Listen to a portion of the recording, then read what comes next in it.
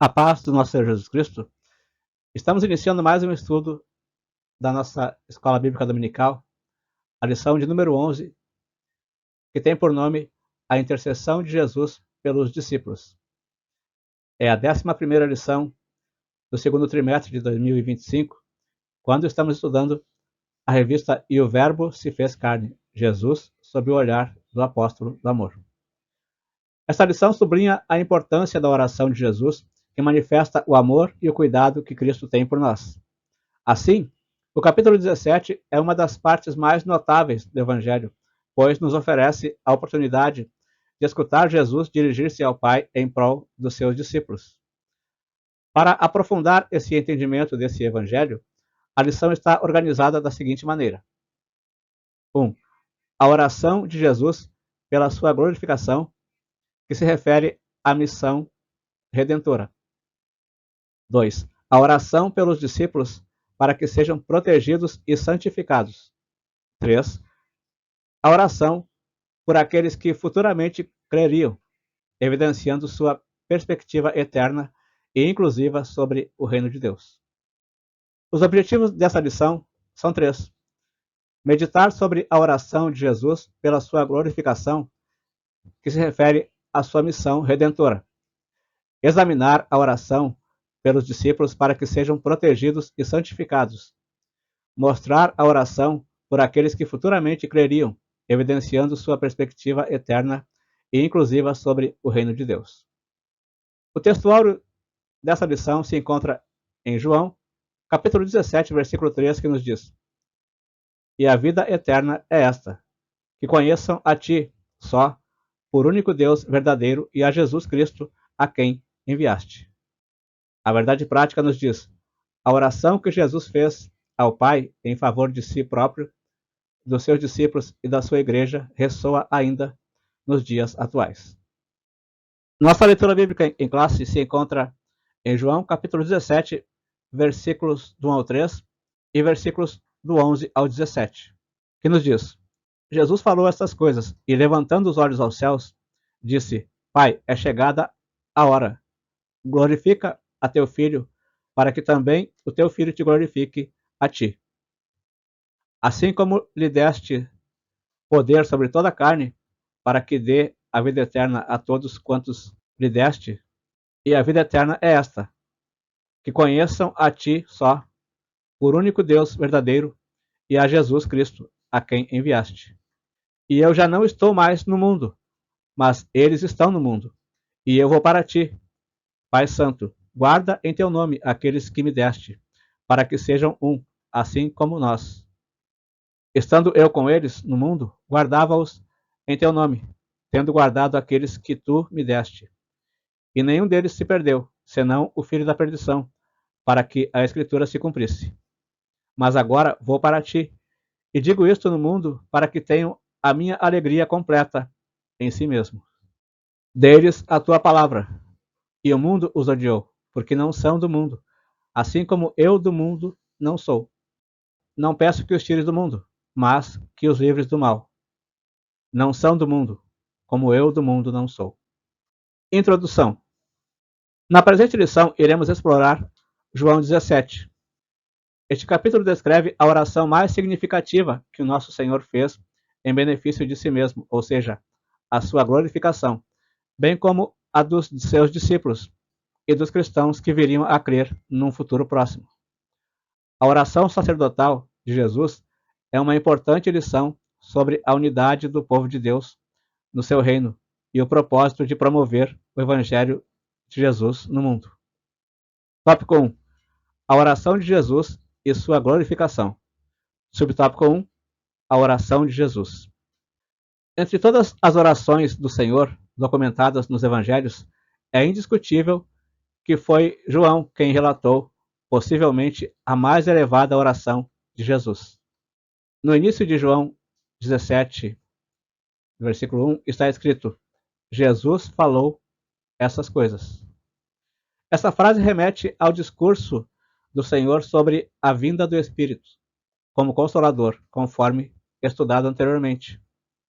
Certamente, o local onde o Senhor se encontrava era o mesmo em que partilhou a última ceia com seus discípulos. Nosso Senhor apresentou essa oração em pelo menos 3 partes. Ele orou por si mesmo, intercedeu pelos discípulos e também fez uma oração pela igreja futura. A oração de Jesus registrada em João 17 é chamada de oração sacerdotal, porque reflete o papel intercessor de Cristo como nosso sumo sacerdote. Razões pelas quais essa oração é chamada de sacerdotal. Primeira, intercessão pelos discípulos e crentes. Como os sacerdotes do Antigo Testamento intercediam pelo povo diante de Deus, Jesus, nesta oração, intercede pelos seus discípulos e por todos os que crerão nele no futuro. Isso ecoa o papel sacerdotal de intercessão. Segundo, consagração e santificação. Jesus fala de santificar-se por amor aos seus discípulos, tal como os sacerdotes se consagravam ao serviço de Deus. Ele também pede ao Pai que os santifique na verdade, uma ação que remete à purificação e separação típica da função sacerdotal. Terceiro, mediação entre Deus e os homens.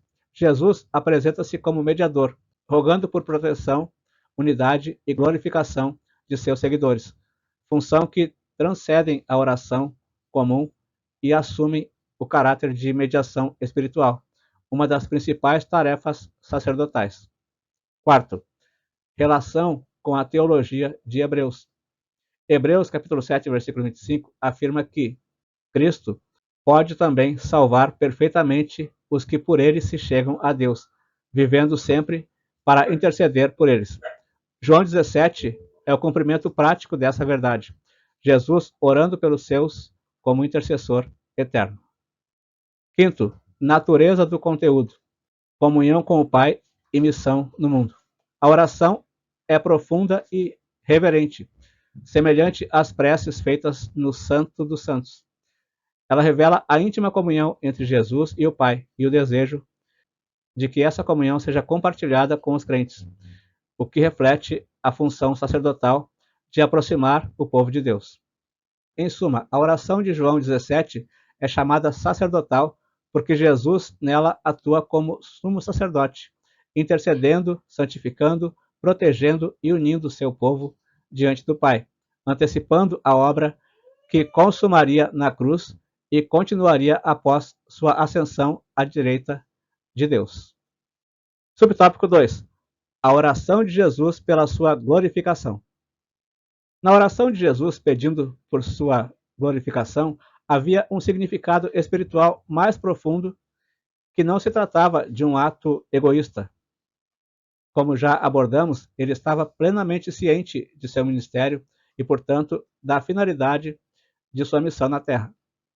Assim, em sua conversa direta com o Pai, Jesus declara que é chegada a hora, referindo-se ao momento em que o Pai o glorificaria por meio de seu sacrifício redentor no Calvário.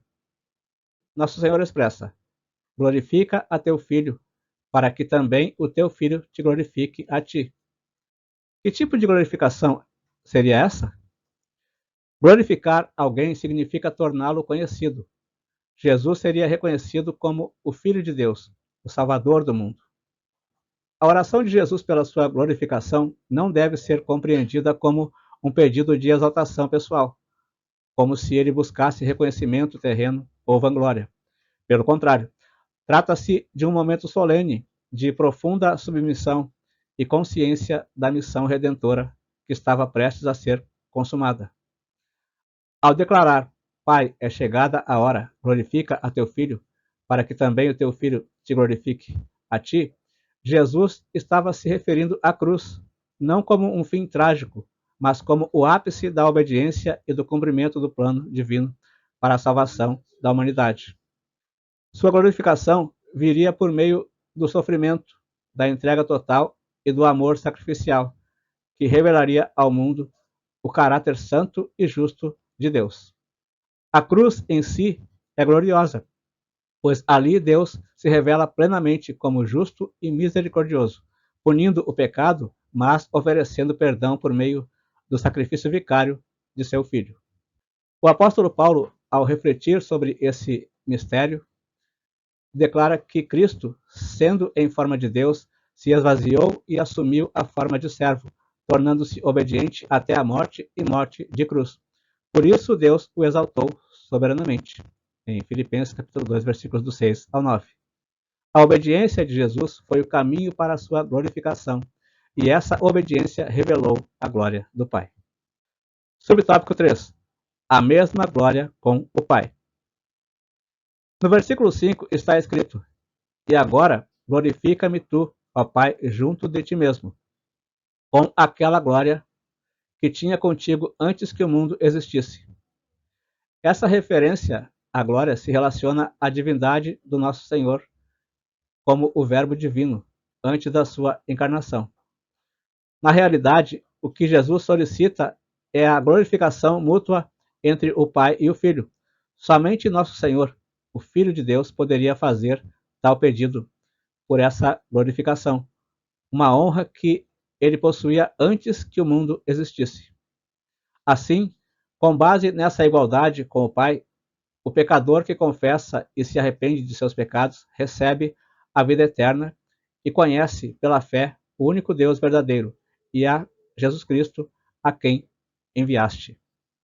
Essa declaração evidencia a divindade de Jesus ao revelá-lo como um com o Pai. No versículo 5, Jesus fala da glória que eu tinha contigo antes que o mundo existisse. Essa declaração remete à eternidade pré-existente de Jesus, indicando sua existência eterna antes da criação. A glória que Jesus compartilhou com o Pai é a plenitude de sua divindade, sua majestade eterna, a comunhão perfeita na Trindade antes da encarnação. Este trecho é uma das evidências mais claras da divindade de Cristo. Ele não foi criado, mas coexistente com o Pai desde a eternidade. Seu retorno à glória é o fechamento do ciclo da encarnação e o início de sua mediação celestial como intercessor à direita do Pai. Em Hebreus capítulo 1, versículo 3, nós lemos: O qual, sendo o resplendor da sua glória e a expressa imagem da sua pessoa, e sustentando todas as coisas pela palavra do seu poder, havendo feito por si mesmo a purificação dos nossos pecados, assentou-se à destra da majestade nas alturas. E em Colossenses capítulo 3, versículo 1, nós lemos: Portanto, se já ressuscitaste com Cristo, buscai as coisas que são de cima, onde Cristo está assentado à destra de Deus. Tópico 2. A oração de Jesus pelos discípulos. Subtópico 1. Intercessão pela proteção dos discípulos. Nos versículos 4 a 8, exceto no versículo 5, Jesus ora como se estivesse apresentando um relato ao Pai sobre tudo o que realizou durante seu ministério na terra. No versículo 6, ele intercede por seus discípulos e pela unidade entre eles, uma vez que seriam os responsáveis por continuar a obra que Jesus havia iniciado. Para o Pai, o nosso Senhor se refere aos discípulos como homens que do mundo me deste.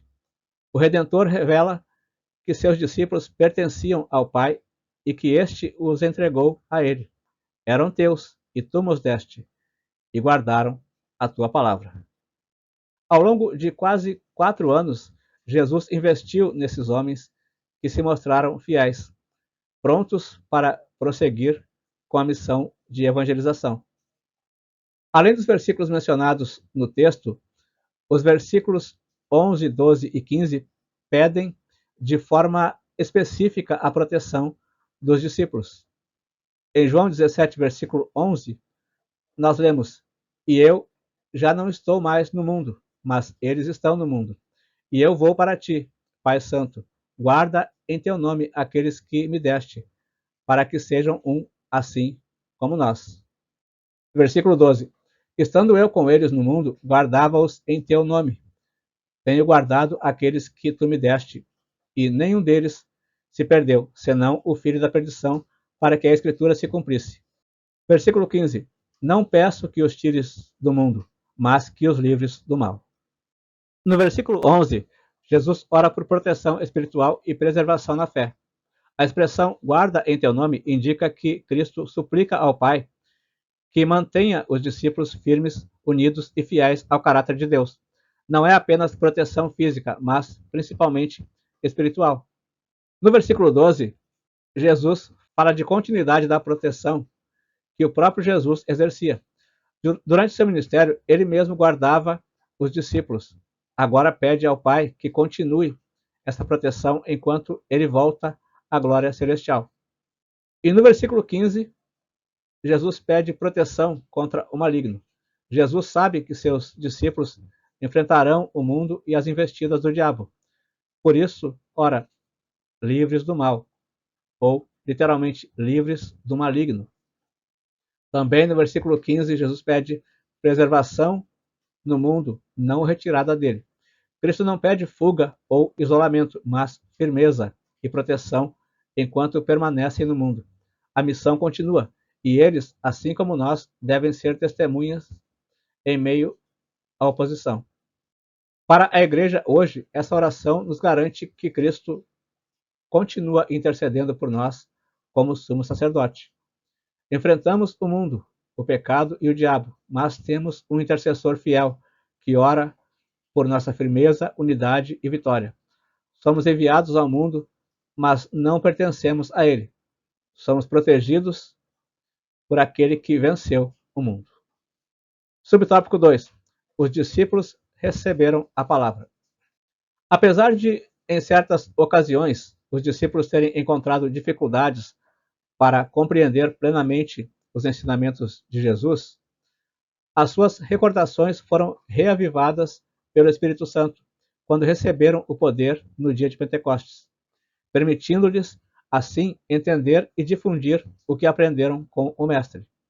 No versículo 6, Jesus referiu-se ao Pai, afirmando que os seus discípulos mantiveram a mensagem recebida e guardaram a tua palavra. Ao vivermos conforme a palavra de Deus, aceitando e obedecendo aos ensinamentos de Cristo, podemos testemunhar o Evangelho com credibilidade. Jesus reconhece: a palavra que me deste, dei-lhes, e eles a receberam. Os discípulos não apenas ouviram, mas creram, acolheram e viveram a mensagem do reino. Os discípulos experimentaram isso ao se submeterem à autoridade de Cristo e testemunharem seus sinais e ensino. Jesus se alegra não apenas pelo entendimento intelectual dos discípulos, mas pela fé que os ligou ao Pai. Eles compreenderam que Jesus veio do Pai e creram na missão divina. Isso os selou como verdadeiros seguidores e os distinguiu do mundo. Subtópico 3. Protegidos do mundo. O versículo 14 afirma: dei-lhes a tua palavra, e o mundo os odiou, porque não são do mundo, assim como eu não sou do mundo. É importante prestar atenção ao termo mundo. Este pode referir-se ao universo criado, ou à humanidade. No entanto, aqui Jesus se refere ao sistema espiritual governado por Satanás. O apóstolo Paulo descreve esse mundo como um governo espiritual maligno. Por conseguinte, o nosso Senhor deseja que o Pai guarde os seus discípulos desse sistema mundano, que é incompatível com o Evangelho sob a influência do príncipe deste mundo. É necessário entender que essa separação não significa isolamento físico. Cristo não orou para que os discípulos fossem tirados do mundo, mas sim para que fossem guardados do mal. O desejo do Senhor é que estejamos no mundo, mas sem sermos moldados por ele. Isso exige vigilância espiritual e firmeza na fé. A palavra de Deus é o nosso escudo contra as sutilezas do sistema mundano. O Salmo 119, versículo 11, declara: escondi a tua palavra no meu coração, para não pecar contra ti. É por meio dela que somos santificados e fortalecidos para resistir às influências contrárias ao reino de Deus. A proteção do Pai não significa ausência de lutas, mas presença constante no meio delas. Jesus sabia que seus seguidores enfrentariam pressões, tentações e rejeições. Por isso, intercedeu, pedindo ao Pai que os guardasse.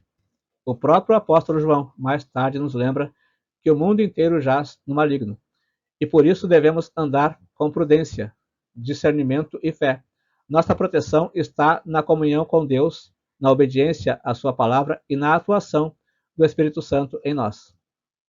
Tópico 3. A oração de Jesus pelos que viriam a crer. Subtópico 1. Oração pela unidade da igreja. Nessa terceira parte de sua súplica, Jesus pediu pela unidade da igreja, mais do que uma unidade de natureza eclesiástica ou orgânica. Jesus intercedeu pela harmonia espiritual do seu povo. Nosso Senhor ansiava por uma união genuína, tal como a que existe entre ele e o Pai. Essa foi a súplica do nosso Senhor, para que todos sejam um, assim como tu, ó Pai, está em mim e eu em ti. Jesus ora pela unidade espiritual dos crentes, refletindo a perfeita comunhão entre o Pai e o Filho. Essa unidade não é apenas organizacional, mas essencial, baseada na presença de Deus em cada crente. O objetivo é testemunhal. Quando os cristãos vivem em amor e unidade, o mundo reconhece a veracidade do Evangelho e a missão divina de Cristo. Subtópico 2. Propósito da unidade. O propósito da unidade espiritual da Igreja, conforme a intercessão do nosso Senhor, é que o mundo creia que tu me enviaste. Assim, a Igreja revela essa unidade espiritual com Cristo por pelo menos 4 motivos. 1. União essencial dos salvos como membros do corpo de Cristo. 2. União essencial dos salvos promovida pelo conhecimento crescente sobre Jesus Cristo. 3. União essencial dos salvos no desenvolvimento do fruto do Espírito. 4. União essencial dos salvos manifestada na glória como filhos de Deus e detentores da vida eterna. Subtópico 3. Oração por encorajamento à unidade. Em João 17, versículos 21 e 22, o nosso Senhor roga para que os discípulos sejam incentivados a manter a unidade com Ele. A crença em Cristo como o único e suficiente Salvador é a principal razão da unidade cristã, de modo que os discípulos sejam encorajados a promover esse testemunho no mundo. Assim, sem essa unidade, o testemunho perde completamente a sua credibilidade. O texto menciona João 17, versículos 21 e 22, onde nós lemos: para que todos sejam um, como tu, ó Pai, o és em mim, e eu em ti, que também eles sejam um em nós, para que o mundo creia que tu me enviaste. No versículo 22 nos diz: e eu dei-lhes a glória que a mim me deste, para que sejam um, como nós somos um. O versículo 21 fala da unidade como testemunho ao mundo. Jesus roga ao Pai para que todos os crentes sejam um, não em uniformidade, mas em unidade de espírito, amor e propósito. Essa unidade deve espelhar a relação entre o Pai e o Filho, profunda, inseparável e harmoniosa, para que o mundo creia que Jesus é o enviado de Deus. A comunhão da igreja torna-se uma prova viva do Evangelho. O versículo 22 fala da glória compartilhada para a unidade. Cristo afirma ter dado aos discípulos a glória que recebeu do Pai. Essa glória não é apenas a futura glória celestial, mas a presença divina, o amor, a verdade e a missão que une os crentes ao coração de Deus. É a glória da vida divina compartilhada, a glória do Espírito Santo operando entre os filhos de Deus para permanecerem unidos no mesmo propósito. Unidade cristã não é construída pela estrutura eclesiástica, mas pela presença da glória de Deus entre os crentes. É uma unidade missional para que o mundo creia. Como o Pai e o Filho são um, também nós devemos ser um nele. O maior argumento evangelístico não está apenas na pregação, mas na vida unida e amorosa da Igreja. Conclusão. É extraordinário perceber que a oração sacerdotal de Jesus Cristo continua a ressoar nos dias atuais. Fazemos parte do corpo de Cristo e esse privilégio deve manter-nos cientes da nossa função no reino de Deus. Por isso, temos a responsabilidade de nos apresentar entusiasmados para testemunhar com coragem o Evangelho, revelando a obra que o Senhor Jesus realizou no Calvário. Aqui encerramos o estudo dessa lição. Fique na paz do Senhor Jesus Cristo e até a próxima lição.